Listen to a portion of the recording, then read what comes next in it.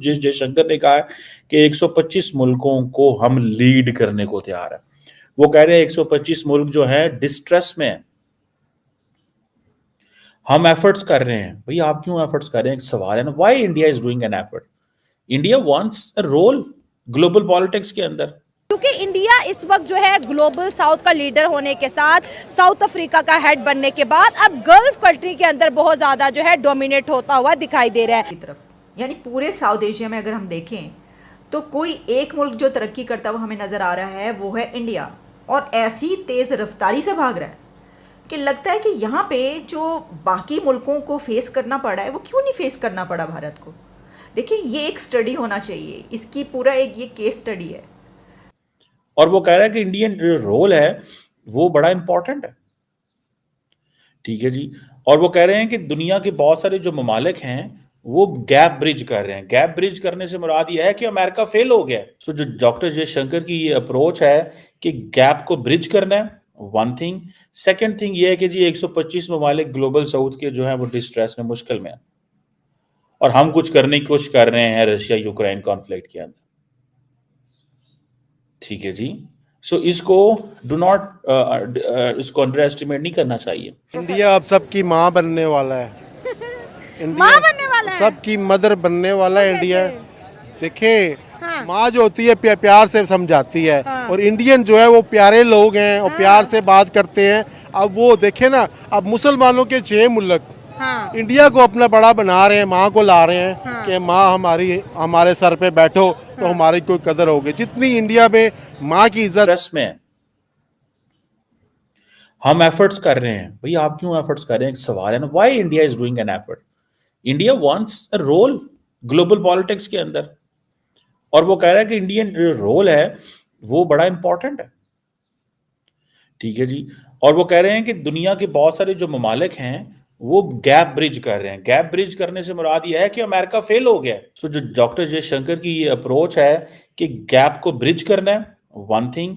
Second thing ये है कि जी 125 ममालिक ग्लोबल साउथ के जो है वो डिस्ट्रेस में, मुश्किल में है, और हम कुछ करने की कोशिश कर रहे हैं रशिया यूक्रेन कॉन्फ्लिक्ट के अंदर। ठीक है जी। सो इसको डू नॉट इसको अंडर एस्टिमेट नहीं करना चाहिए। लेकिन आज इंडियंस जो बाहर बैठे हुए हैं ना, इतनी बड़ी तादाद में, करोड़ों की तादाद में, याद रखें ये सारे के सारे इंडियंस जो हैं they are an asset, strong asset है इंडियन गवर्नमेंट का। अभी मैं कौन सी जगह देख रहा था, there was some small place जहाँ पे अभी नरेंद्र मोदी साहब गए हुए थे कुछ अर्सा पहले, जस्ट नॉट लॉन्ग अगो, कुछ अर्सा पहले। छोटी सी मुल्क था वो, और वहाँ पे भी लोग जो थे वो आए हुए थे। सो इंडिया जो है ना वो अपने पूरे पत्ते दिखा रहा है। इंडिया कह रहा है कि जी मिसाल के तौर पे bridge the gap. Bridge the gap मुराद ये है कि सारी ग्रेट पार्ट्स फेल हो गई हैं। अब इंडियंस ने कहा है कि अगर हमें रशिया से एलएनजी मिलेगी और अगर कीमत ठीक हुई तो हम ले लेंगे, हमें कोई परवाह नहीं है।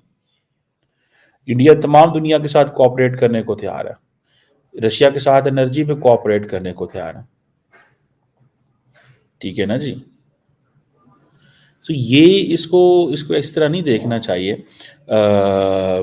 और वो इंडियंस क्या कहते हैं, वो कहते हैं कि ये जो एनर्जी में इन्वेस्टमेंट है ना, ये नॉन आइडियोलॉजिकल है, नॉन पॉलिटिकल सिचुएशन है।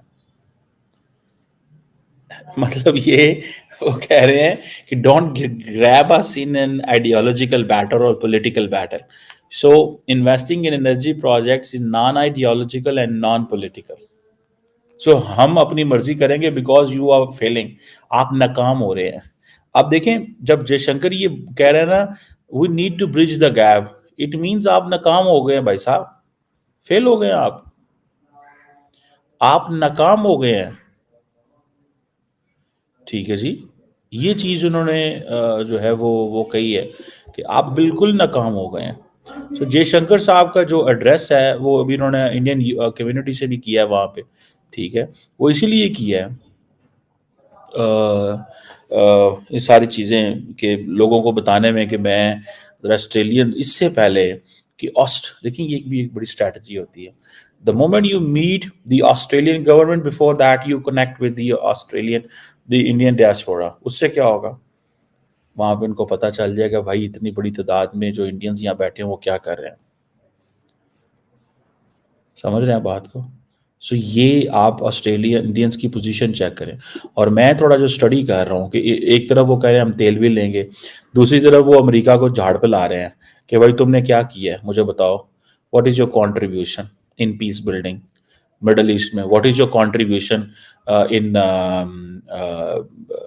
इन ईरान इसराइल कॉन्फ्लिक्ट के अंदर क्या कंट्रीब्यूशन है आप लोगों, आपने साइड लेके 45,000 बंदा मरवा दिया। ये वो डॉक्टर शेख कह रहे हैं। और वो जो कह रहे हैं कि हम जो अब चाइना जो है वो लीडरशिप को गैप को फिल कर रहा है, तो जो अमेरिका का फेलियर है हम उसको फिल कर रहे हैं। सिंपल सी बात है, अमेरिका के फेलियर को वो कह रहे हैं कि हम गैप ब्रिज करेंगे। की तरफ यानी पूरे साउथ एशिया में अगर हम देखें तो कोई एक मुल्क जो तरक्की करता हुआ हमें नज़र आ रहा है वो है इंडिया, और ऐसी तेज़ रफ्तारी से भाग रहा है कि लगता है कि यहाँ पे जो बाकी मुल्कों को फेस करना पड़ा है वो क्यों नहीं फेस करना पड़ा भारत को। देखिए ये एक स्टडी होना चाहिए, इसकी पूरा एक ये केस स्टडी है।